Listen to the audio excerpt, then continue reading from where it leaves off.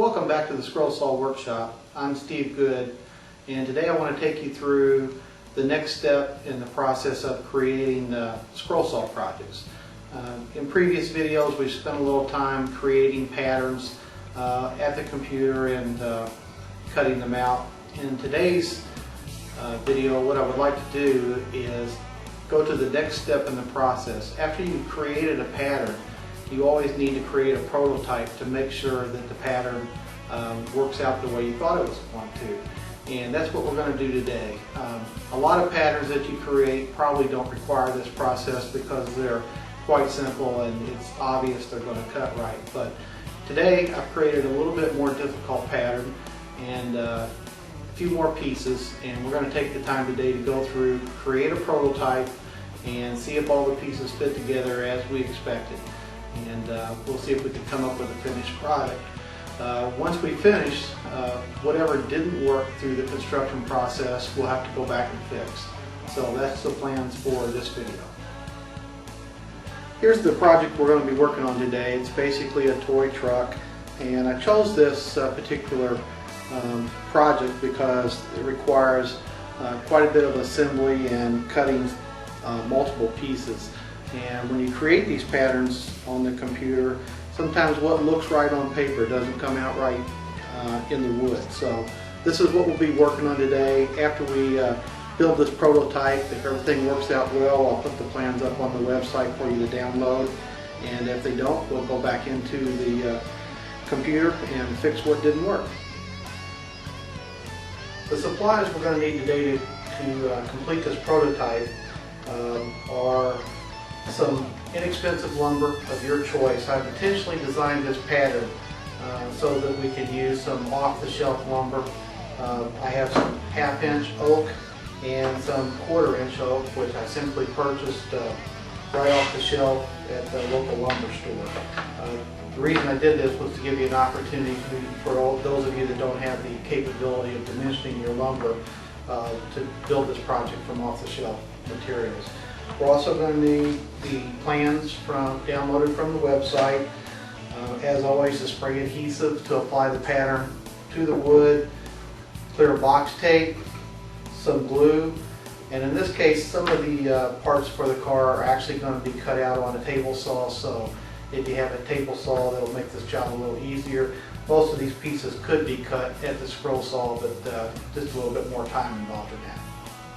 I've broken this pattern down into the pieces that need to be cut out of the half-inch material or the quarter-inch material. I'm going to cut most of the pieces in the half-inch material out on the table saw just because it will speed things up and we'll have a cleaner cut.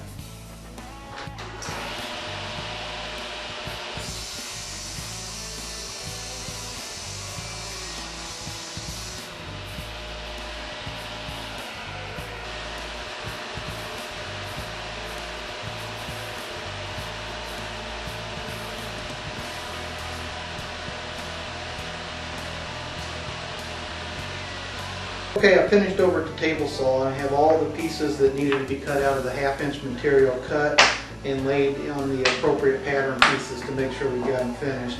Next, what we'll do is begin to cut out the pieces that need to be cut out of the 1/4 inch oak, such as the running boards, the wheels, and the side panels, and that's what we'll do next. Most of these will be cut out at the scroll saw. I'm going to prepare all the 1/4 inch material the same way we've done in all the other projects. So cut the pattern apart, spray adhesive to apply the pattern to the wood. We're going to cover the pattern in clear box tape. We'll go drill our holes at the drill press and then take it to the scroll saw. Here's a technique that we haven't used here at the Scroll Saw Workshop in any of the videos so far, so I thought I might show you this. In this case, the running board, which there's two of, one for each side of the vehicle, are identical pieces. So we might as well save a little time at the scroll saw by stack cutting. And what I'm going to do is I'm going to take the two pieces of wood, apply a couple of brads to them just to hold them together temporarily while we're making the cut. I'll do this, of course, after I put the clear packing tape on it. Then we'll apply the pattern and make this particular cut through both pieces of wood at the same time. It's going to save us a little time. I'm over here at the scroll saw now, and I've got the two running boards stacked together on 1/4" material. We're going to cut them both at the same time. Basically, I applied the pattern, wrapped the piece completely in a clear box tape. In this case, the box tape is going to hold it together probably well enough to cut it. I did go ahead and put one brad in it just to keep everything registered, and we'll go ahead and begin the cut.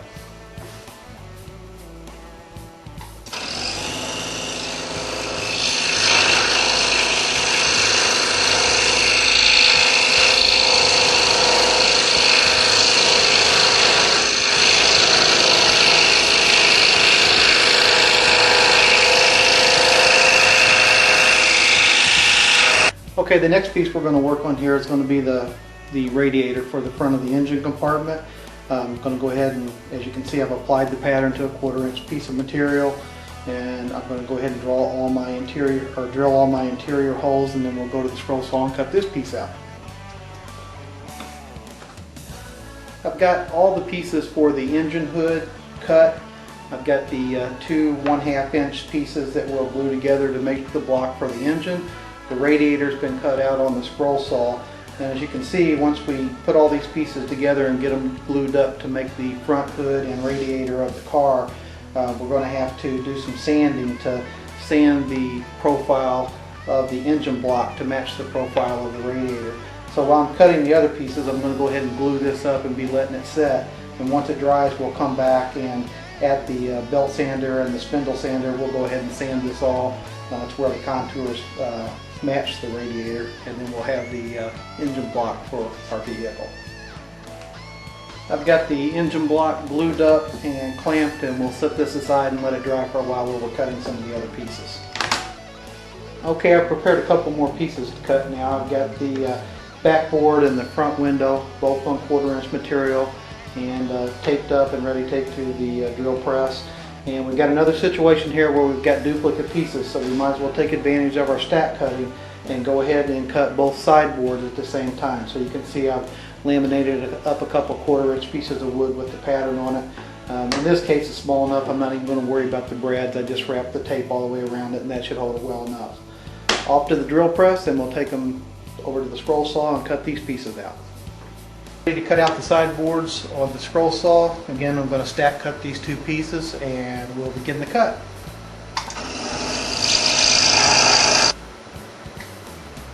I brought all the pieces over to the assembly table, and I've done what I call a dry stack.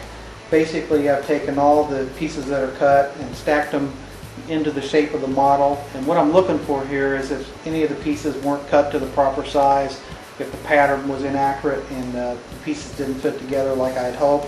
In this case, I think after we get the contouring on the engine block, sand the running boards, contour the trunk and the caddy, I think we're going to be pretty close to what we're looking for.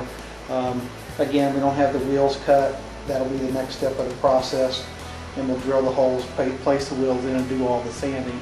And I think this vehicle will be just exactly what we're looking for. This is probably as far into the prototype stage as I'll take this for this video. Tomorrow I'm going to come back out into the workshop and go ahead and finish it up and do the detail sanding on it, and when I get that finished, I'll post a picture on the blog of the final piece. You can see I've gone ahead and cut out the wheels, and what I'm going to use for the axles are just some little 1/4" axle posts that you can purchase. You could also cut these out of 1/4" dowel rods. Another upgrade to this vehicle might be to go ahead and source online some 2-inch diameter wheels pre-made. They might look a little better than the ones I've cut out here. Basically what we'll do at this point is drill holes in the base of the car and go ahead and put these wheels in here. So that's the finished product, at least as finished as we're going to get it in this video. I'm going to go ahead and post the pattern for this because it does look like everything's going to come together okay, and let you download it and give it a try if you'd like. Thanks for watching the video, and we'll see you in the next one.